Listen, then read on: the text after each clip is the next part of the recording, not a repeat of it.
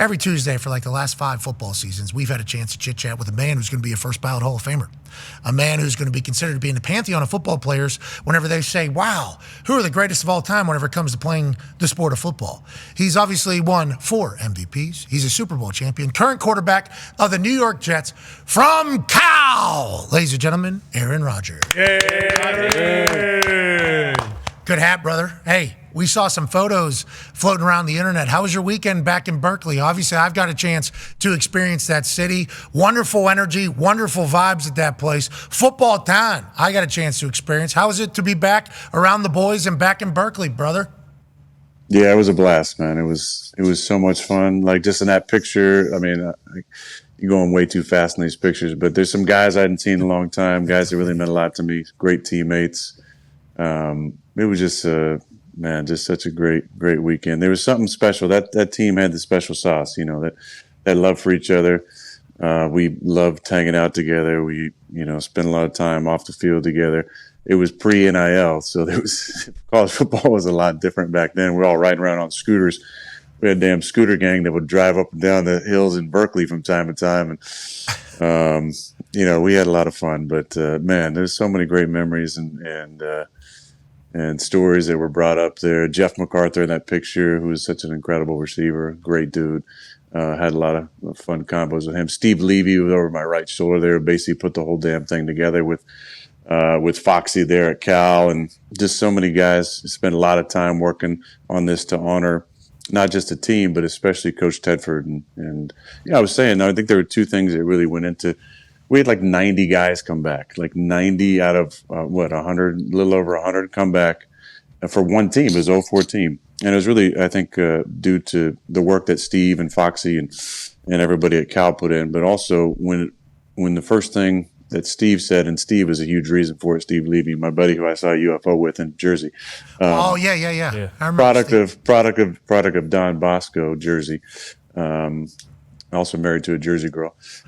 Classic. Had to get all that in. I think. Yep. Okay. I got all that in. Yep. Check but it was Coach Tedford. Everybody loved Coach Tedford, and so much respect and appreciation for what he did for all of our careers. So when Steve called number 1, everybody picked up because everybody loved Steve. And when the first thing he said was, "Hey, we're doing something to honor Coach Tedford in 2004," boom. I mean, you got 90 guys that show up from all over the world. Really, David Loney showed up from Australia. Guys came from the East Coast, from the South. Marshawn was, showed up. He's doing some movie shoot somewhere. New Mexico. He's in New Mexico shooting the movie. So he's not in Mexico. I thought he was in Mexico. No, not old Mexico. New Mexico. He's in New Mexico. Yeah. He's a big time actor now, I think he's like one of the leads of that movie. Yeah, Netflix movie. Yeah, I think he is. Marshawn's one of the most special people to ever exist. Oh, yeah. We can never lose Marshawn, and we need to remember that too.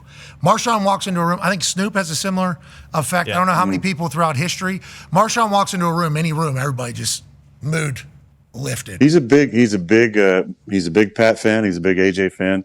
Not a big BC fan. What? I loved him in Westworld. I loved him in Westworld. Let's talk about you taking that trip back. 90 teammates is obviously phenomenal, and shout out to Steve and Foxy for piecing that thing together. But so many other people. Andrew McGraw was amazing with it, and of course, and yeah. Everybody that's a part of but it. Thank you all so much over there. You did a great job. Great job. Oh, yeah. Bringing 90 people back, especially with how that's way out there, for a lot of people. Not that everybody's in the area, but congratulations on a magical weekend. Now for you, in this time of your football life, everything that's kind of happening, chaos seemingly everywhere around the Jets. Was it nice to get back to college almost and chit chat and reminisce? I don't want to say remember what's great about ball, but was that a part of this weekend? And did you feel any type of way coming out of it? Yeah, I felt like it was a really fun opportunity to reconnect with some guys, and there was so many cool moments from the weekend. There was one moment where the 4 of us who lived together at the dorms, all 4 junior college guys, got to kind of drop in and have a conversation. Ryan Riddle, Garrett Cross, Francis Blamieza, and just talk about some of the silly things used to happen at the dorms back in 2003. That was a cool moment. There was, some fun conversations with various guys that I played with, offensive linemen.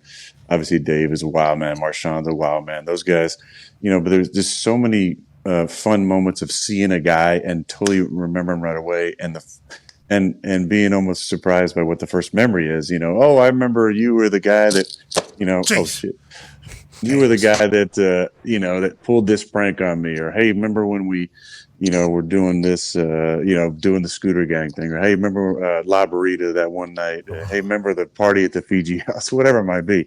It was just so many fun memories with these guys, and it just reminds you, like, as beautiful as this game is, and it's given so much to all of us, and we've given a lot to it.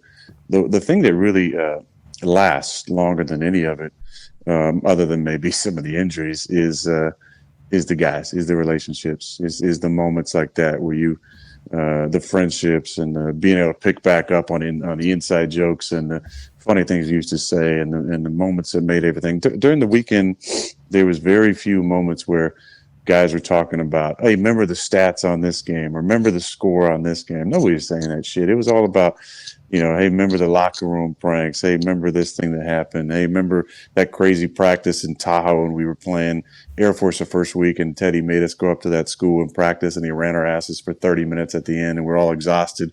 And then we went to a water park in Sacramento all the way back. Like just shit like that. Just those fun memories. That's really what matters. So it's the relationships, and obviously when you have success, it's really special and it bonds you even more. But that team had a special sauce. We all just loved and believed in each other and wanted to play for each other. You don't want to be the guy to let the guy next to you down. You want to be the guy who you could count on all the time. And we had a number of guys play a long time in the league. Lorenzo Alexander, LP Ladasur played a number of years. Matt Giordano played a number of years. But it was a bunch of just tough dudes who've been through a really tough time at Cal when they were 1-10. Coach Tepper came in, brought in a lot of us junior college guys, hit on a lot of them: J.J. Arrington, Garrett Cross, Ryan Riddle, Francis. I mentioned, a lot of guys who changed kind of the culture of that team, and we had a lot of fun together. So it's good to catch up with those guys. Hell yeah. It sounds like an amazing weekend. Happy you got to experience that, because I think that is the big thing that people talk about whenever they leave the game. Everybody talks about, I miss the locker room. I miss the boys. I miss the moments. Now, we'll transition from that to this particular aspect of football conversation. While you were doing your bye week, boy, there was a lot of chatter about you, brother. Okay, just want to let you know that. And I assume you were checked out, because that's kind of how you go about operating. And then you get updated on some shit, and then there's, whoa, I didn't know that was happening. So here is basically, we think the first report that kind of started a bunch of reports. Diana Rossini, who works for The Athletic, which is owned by the New York Times, reported that at this point, after conversations with sources with the team and around the league, my understanding is that Rodgers still wants to play in 2025, just not for the New York Jets. And then that laid out a bunch of different reports. Strained relationships, they're going to cut you, you're going to get, literally, I think it all just kind of went pretty great. What landing spots? And then there's, he would stink on there. It was like 1,000 different reports. So on that particular report, I think you can kind of say whatever the hell you want to say about that. But what are your thoughts on the future, and any of this bear any credence? And how much did you hear during the bye week? Yeah, it's all true. Okay. There we go. Boom! He didn't go to dinner with Woody Johnson in the city. He doesn't drop the whole thing. But 2025, have you given any solid answers? Go ahead. Yeah, I'm sorry. Yeah, we start wherever you want to start. Listen, I don't talk to that person. So I don't, there's obviously people that I guess she talks with. I don't understand what the motivation would be or what you think you're getting out of that. But when it comes to me, I can tell you again, my circle is really small. I'm not talking to people who are talking to people like that. So this is at best, it's a third game of telephone with me, and I don't have I don't have a relationship with reporters who are going to break stories like this. As far as my future goes, I haven't told anybody in my life that I want to play in 2025 and not in the Jets. So that's 100% false. I actually said the opposite. I said that I'm going to wait and see what happens with at the end of the season. and if they want me back, and what happens with Brick, and what happens with the offensive staff, and obviously the GM at the time, and then they just fired Joe. There's a lot of things out of my control when it comes to that. But I've really enjoyed my time in New York. I mean, obviously we haven't had success that we've all wanted to have, but I've made some great friendships on the team. I've enjoyed living in Jersey. I've enjoyed time in the city. I've enjoyed getting to know the fans. And I came here to win here. So I'm not jumping off ship, like, oh, I definitely want to play and not in New York. Like, I don't even know if I want to play yet, but New York would be my first option. Okay, so let's talk about what you just said there. You don't even know if you want to play yet, because then there was also reports that you're playing through an injury right now and you're refusing to get scans because you don't want them to say that you can't play, and then you're going to maybe be put on IR, or they maybe were going to cut you. Whenever you say you don't even know if you want to play, is that because of mentally, physically? What is kind of the thought behind that? And are you refusing to get scans? How injured are you right now? I think that is information that people should know whenever they're watching you potentially play, Well, I feel great right now. I mean, I had the week off. I felt really good last week. Our last game we played against the Colts. Felt, as good as I felt in a long time. I will not willingly go on IR without an injury. When it comes to scans, first of all, I played 20 years. I know my body better than anybody. Second of all, I got a great relationship with Zuff over there and the doctors on staff, and we had a lot of great conversations where they, diagnosed what I was dealing with, and I told them how I was feeling, and we talked about the possibilities of playing and rehab and what it would take, and there was no mandate ever. You got to get this scan, and then I was like, I ain't fucking getting a scan. It was. Listen, how do you feel? I told them I know my body well. What do you, see in your diagnosis? Okay. What are the risks of playing? What are the likelihood of playing? What kind of treatment do I got to do to get back? And that was that. There wasn't, any weirdness around that. It's normal conversations, like MRIs, are used a lot of times to figure out what's going on if you're not quite sure. I have knee pain. Okay, I need to get an MRI to see what it's going on. Is it a bone bruise? Is it, cartilage, has some perforations in it, or is there a ligament or something? When it comes to, especially the hamstring, I don't know what else they were talking about. I met with the guys. I let them do the examination. I told them what I was feeling, and we had great communication through the whole thing.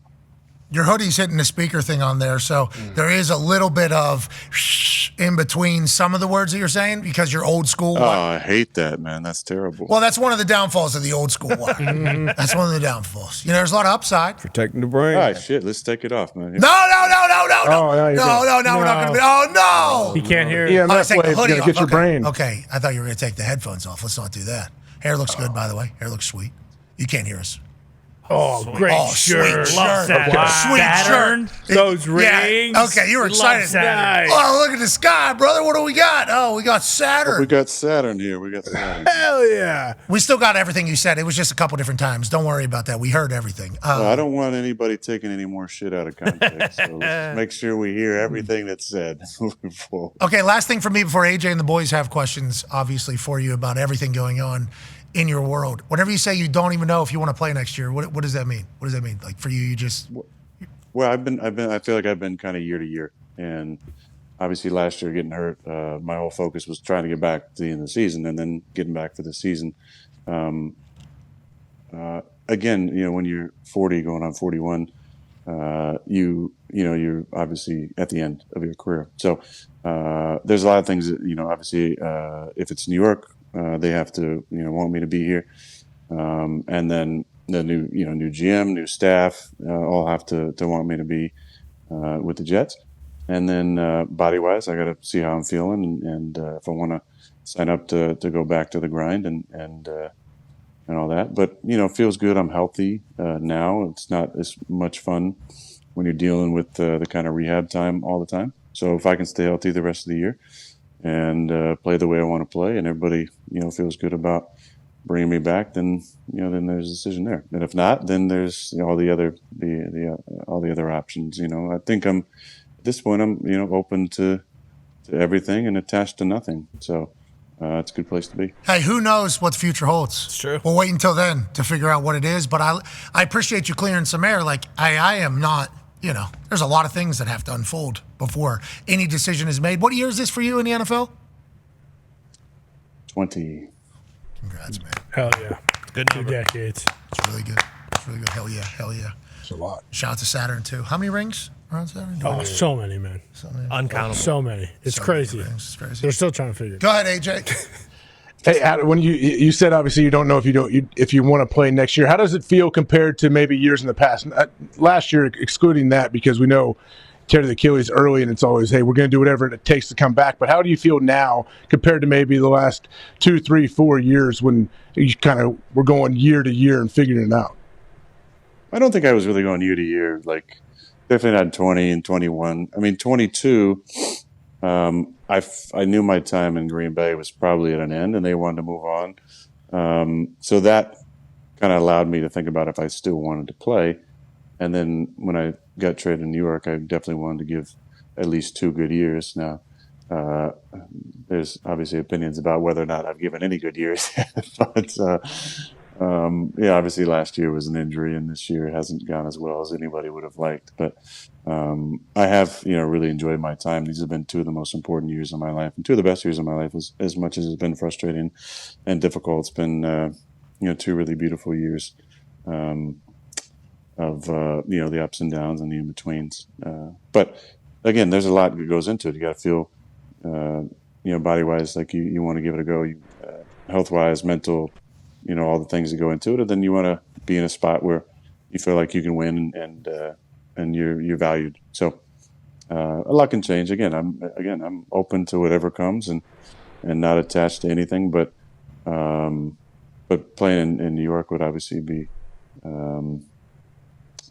my first choice if I want to play. Atta baby. Hey, I like hearing that.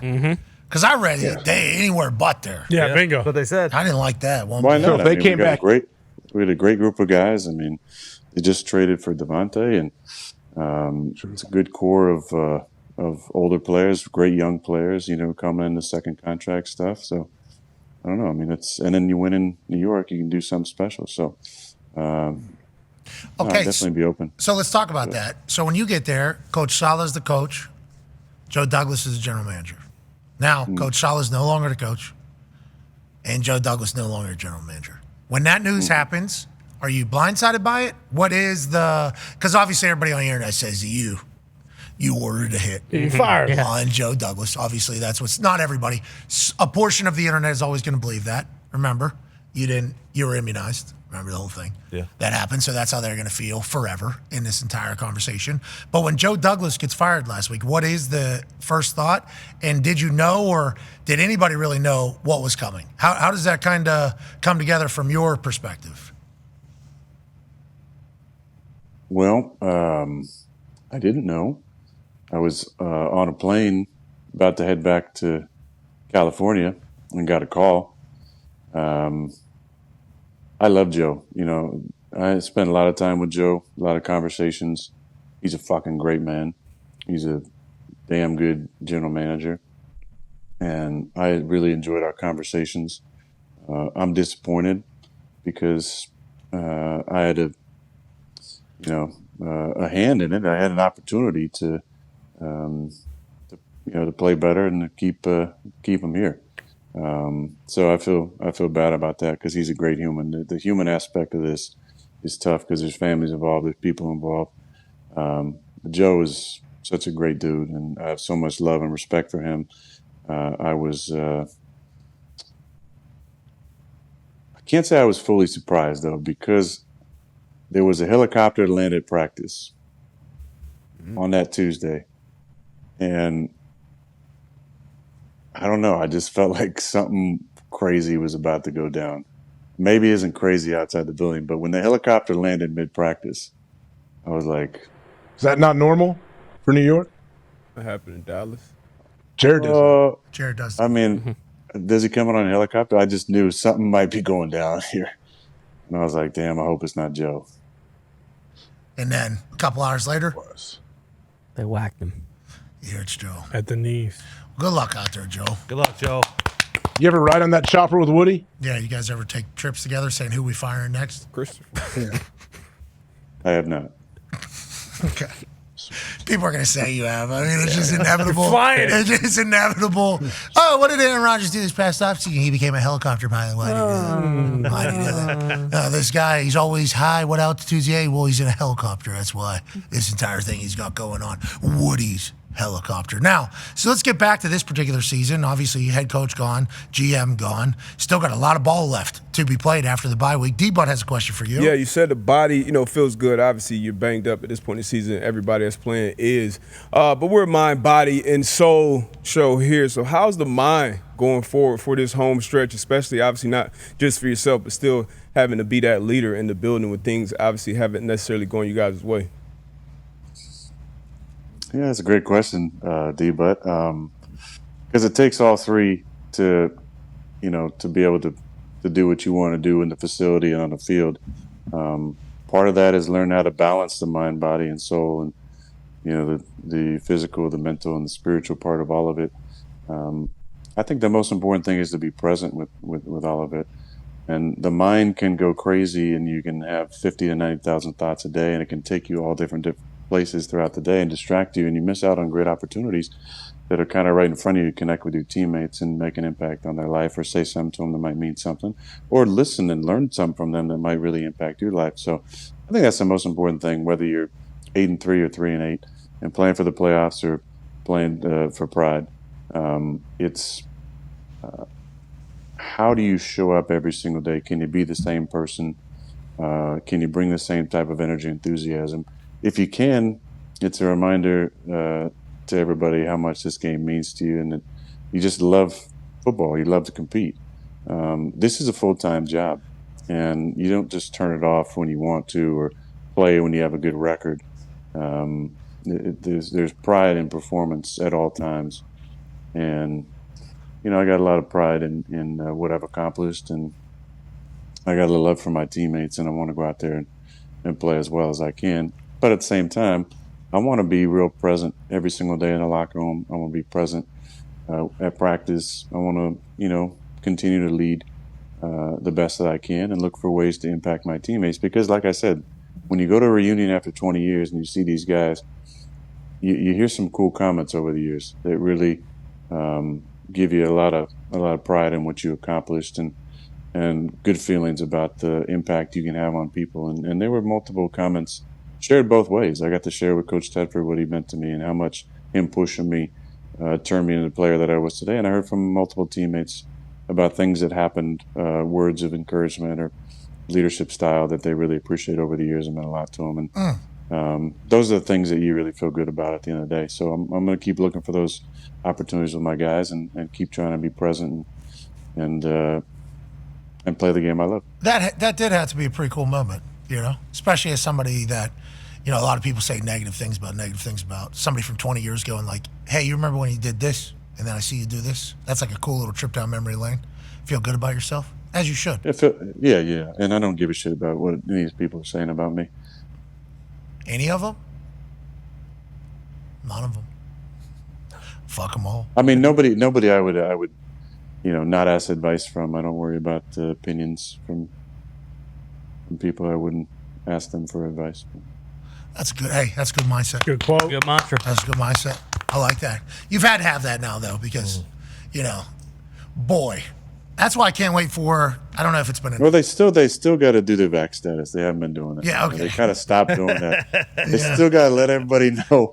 Yeah. They got to let everybody know what their vac status is, so people can put it in the right context when they're taking these. Every once in a while, I'll get somebody who comes up to me and be like, "Hey, you think Aaron's ever going to forget about like the people that attacked him during the vaccine stuff?" And it's like, as somebody that was in the mentions alongside probably half of the amount of stuff, I don't think you forget that. I don't think you. Well, remember.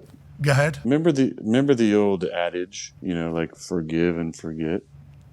There's a little extra something that goes with that, and if there's some sort of admission of maybe wrongdoing at some point along the way, like maybe the ridiculous Orwellian things that we mandates we put on society, or maybe the the things that we said or did, or maybe this miracle vaccine wasn't always meant to be, and some of the things that we did and said to people were wrong. Then I think we can all kind of move past that. When you try and make it seem like nothing ever happened, we never mandated a vaccine. We never fired anybody for not getting vaxxed. We never humiliated people for their opinions. Called them murderers. I was called a murderer in multiple different languages for even allowing you to speak about your 500-page report you did on the entire thing. Wow. I was called a murderer. That's what I was called. I was like, I feel actually terrible, genuinely terrible about myself. Why are you letting this guy talk and tell his side of the story? Why are you doing this? Yeah, don't let him do his own research, But that's why, hey, look, maybe things will change with Bobby in charge now. Well. Look out, man. Look out. You looking for a cabinet position? Bobby. For real.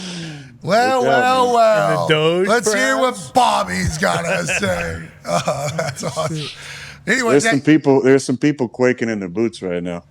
I could fathom. Say that much. If it means anything, I would like to let you know that, let's say this upcoming season, and we'll talk about this a lot, but we want to let you know it's been a hell of a ride these last 5 years. Hell yeah. It has been a hell of a ride these last. You're dropping me. That's what Yep. You're dropping me. Sorry. Yeah. Actually, ladies and gentlemen, this is over forever. We're putting the Jets might not be putting them on IR, cutting them, but we fucking are. This guy's gone. No, it's been cool, man, legitimately. And that's why every time you start talking about that, like, I very much remember the things that were being said at that time by a lot of people with a lot of power, about. He was like the face of it at one point. On SNL. This is the guy. Spoofing him on SNL. President.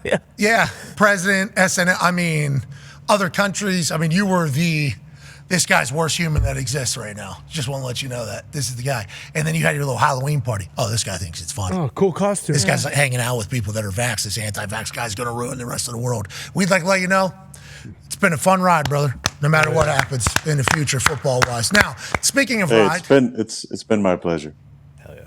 All right, see you never, dude. All right, now let's get back to the ride that has been your relationship with the New York Jets, shall we? Because Tone Diggs actually has a very good question about something that had been reported a few times. Yeah, reported a few times about the guy that landed in the helicopter at practice, Woody Johnson, the owner of the Jets. There's been reports that he didn't want you starting anymore. There's been reports that you guys, great relationship. You guys went out to dinner a few weeks ago out in the city, out in the town. It was a great dinner.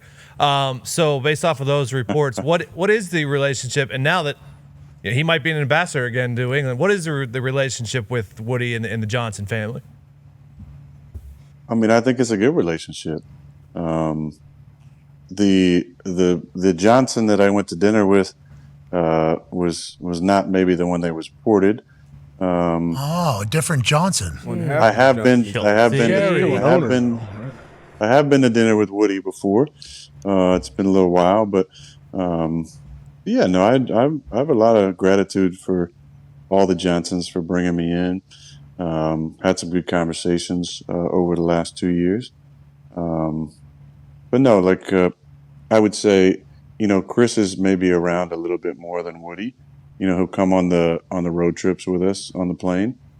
So I've had more conversations, I would say, with Christopher than Woody.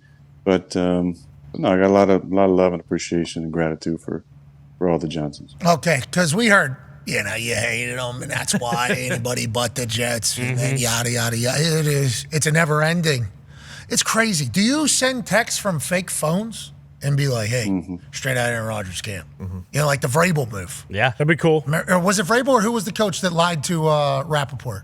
Who was it? Mike Mularkey. Did you hear about this? I did hear about that. Yeah, it was genius. Okay. All right, so Ian you put was that one down. Aaron put that one down in the old booth. All right, let's talk about this week. I don't think there's a lot of, there's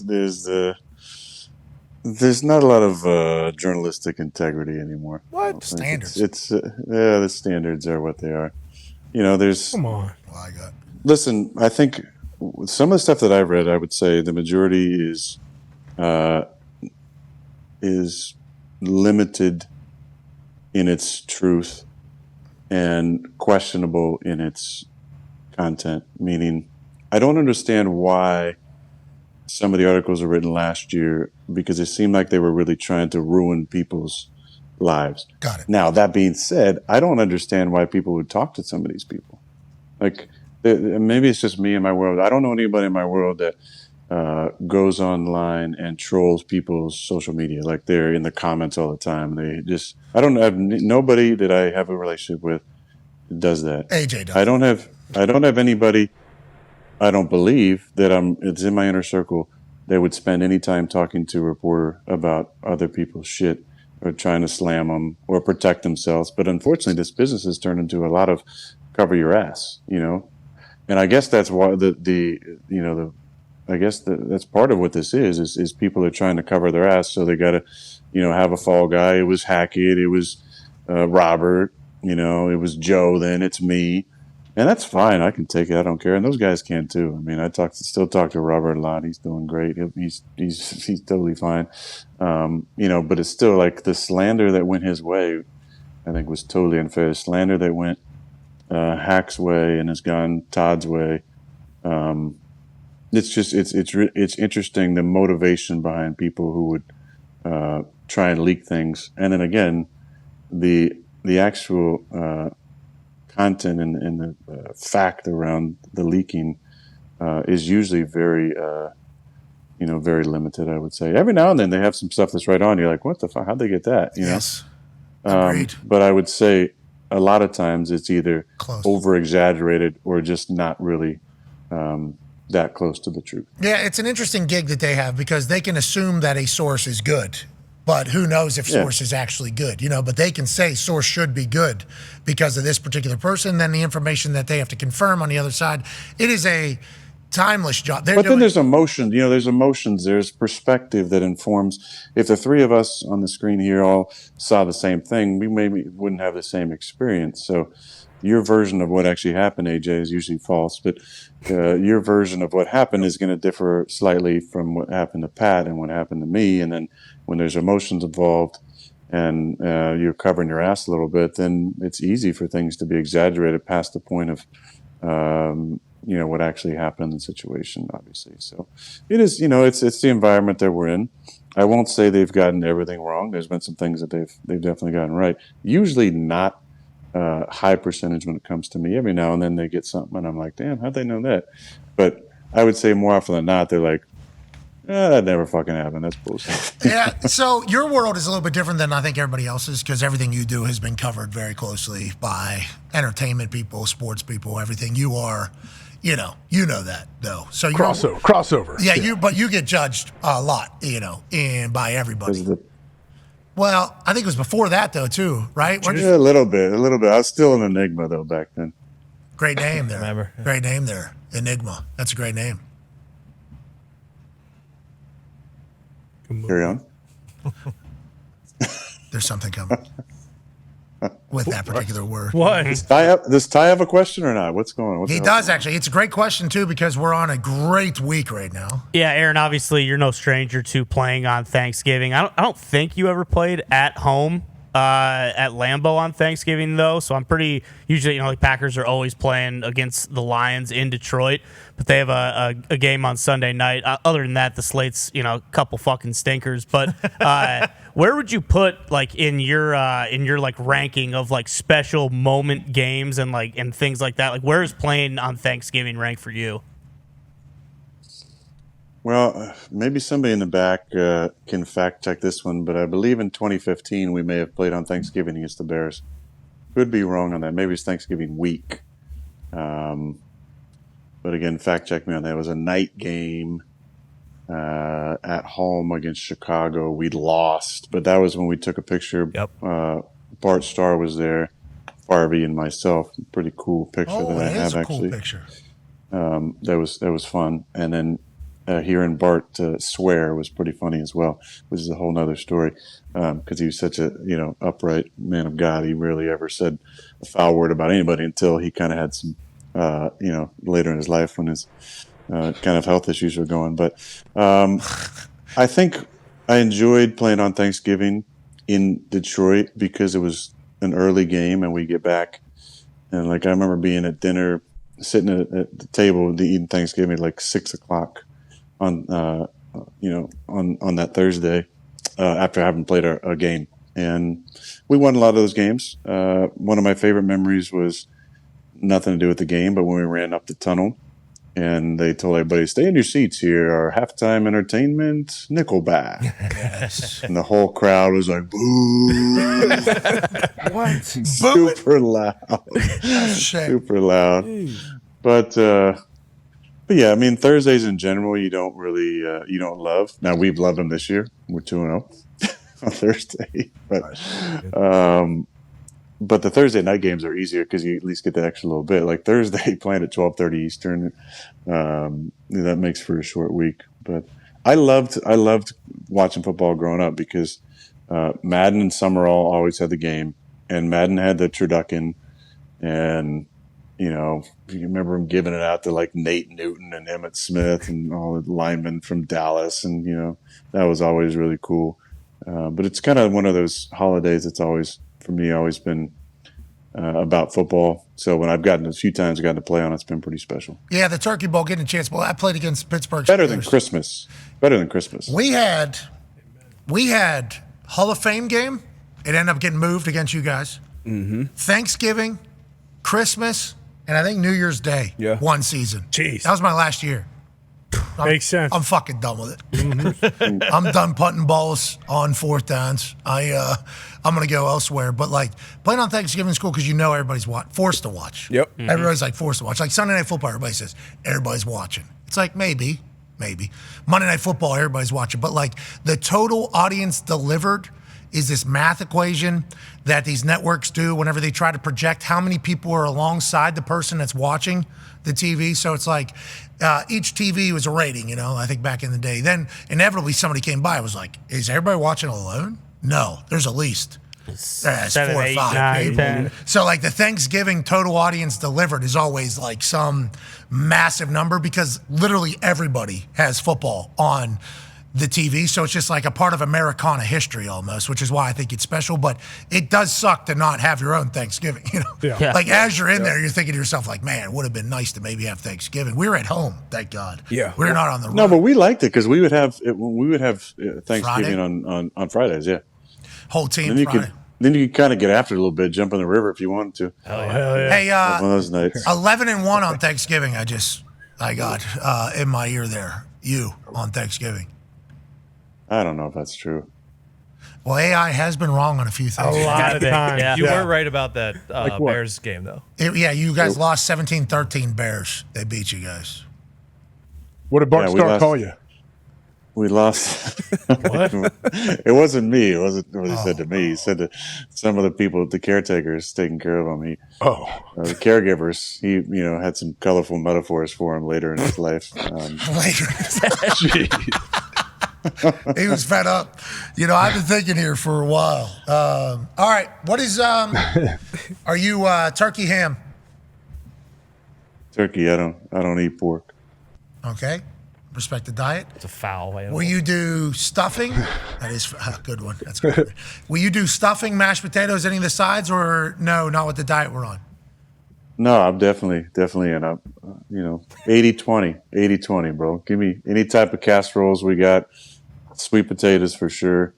You call it stuffing or dressing? When you call it stuffing? Well, apparently it's two different things. We had to look this up because there was a debate the other day. Stuffing is whenever it's cooked inside, allegedly, of the turkey, and then stuffing can also just be dressing if it's cooked outside, which stovetop. Stovetop has the winner. Semantics. Stovetop has figured it out. We call it dressing in our household. I'm sure they've got some great ingredients. Two in there. Americas situation. I don't think What? so. I don't think That's that. not I mean, true. Is it a foul? What did he say? Thanksgiving spreads look.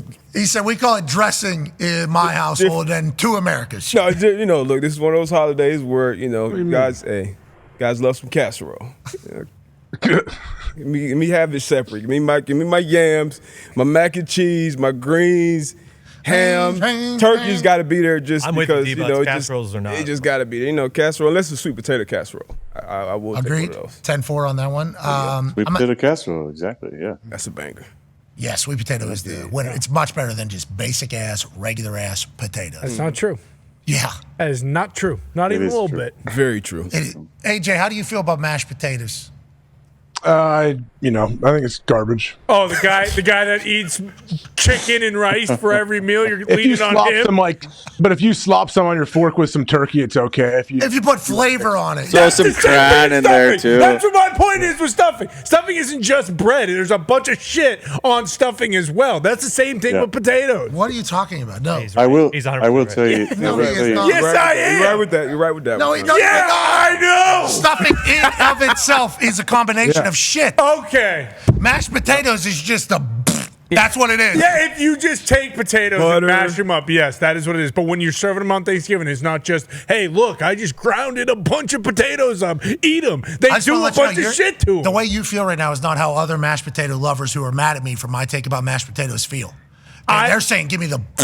Just Can't do that. that's what they that's say. dumb. For any food, across the board.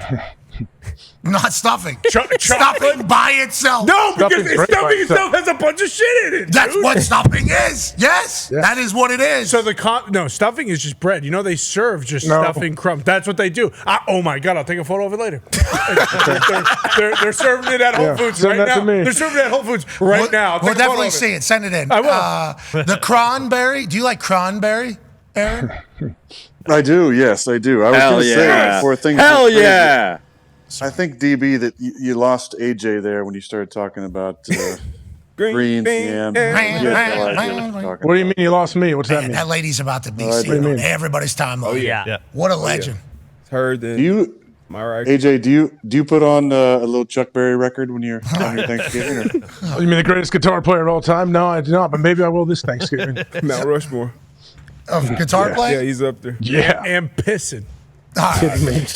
Whoa, We I end don't here separate the on artists, ESPN Yeah.